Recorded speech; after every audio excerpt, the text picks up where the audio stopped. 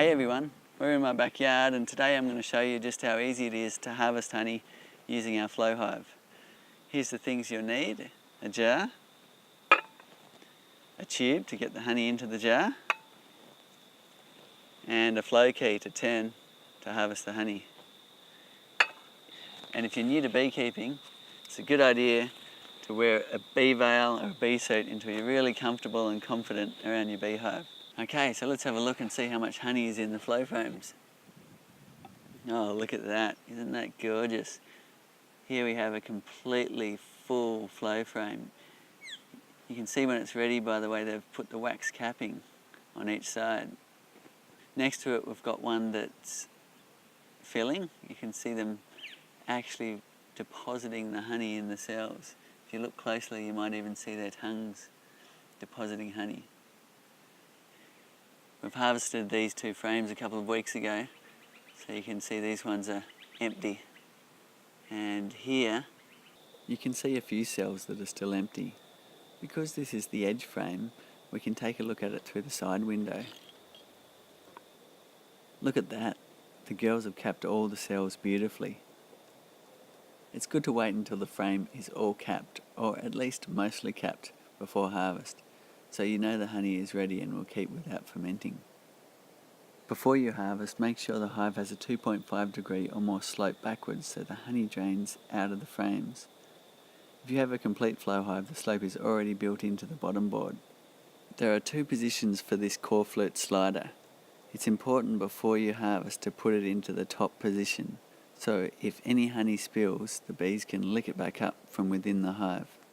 So I'm going to remove the tool access cover, then take out the upper cap. Sometimes you need pliers to do that, especially when they're new from the factory. I'll remove the lower cap, and there's a tag on the end of the flow tube, and that goes into the honey leak back point. So the flow logo's on top of the tube. Put my jar under the tube, and the flow key goes in the lower slot. Cool.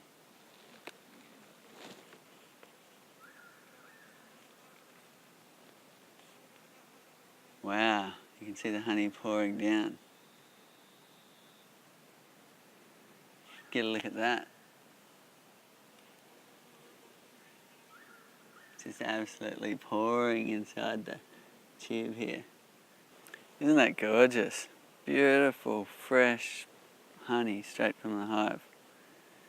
The left-hand side is draining away. The right-hand side's hot on its tail. Just remember, this is just the honey harvesting process. You still need to look after your bees just as you would with any beehive. The quickest I've had a jar fill is in 7 minutes, and the longest would be 3 or 4 hours.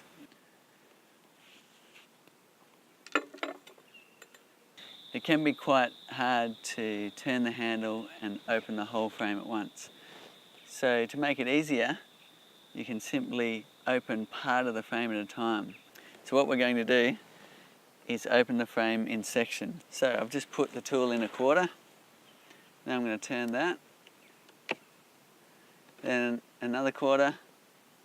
Turn it again. Another quarter. Then all the way.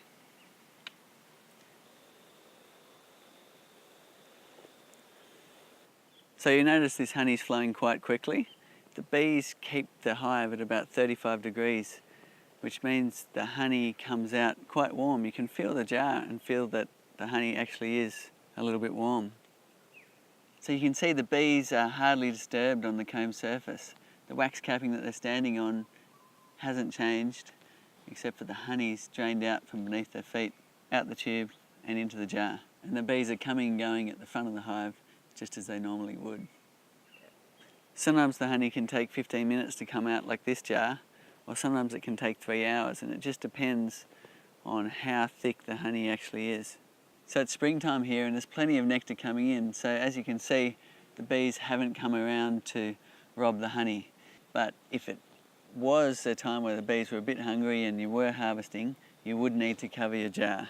So you can do that quite simply by using a piece of netting like this and a rubber band, or you can bend a piece of tube into a jar, or you can use a plastic container like this just by making a little cut and a little hole, or some kitchen cling wrap just to wrap around the jar like this.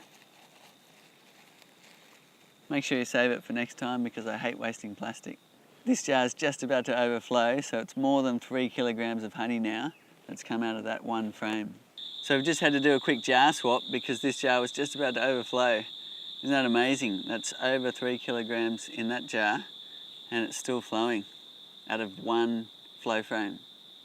So to finish off, we need to reset the combs into their original position. And to do that, you need to get your tool and insert it into the upper slot. So if you look at the top of your flow frame, tool goes in the upper slot, push it all the way in, and then you simply just turn that, and now that comb is reset for the bees to fix it all up and start filling with honey again. Okay, so the upper cap will fit in now, where if I haven't reset the comb, like this frame here, the cap actually won't fit in. So it's a little fail-safe to remind you to reset the comb into the correct position for the bees to use it again and fill it up with honey. So the honey hasn't quite finished, but what we're going to do is close this off and let the rest go back to the bees. So I pull this out and I put the cap in, and now the last bits will drain through that honey leak back system back into the hive for the bees to reuse, and that makes sure that the trough is clean for next time.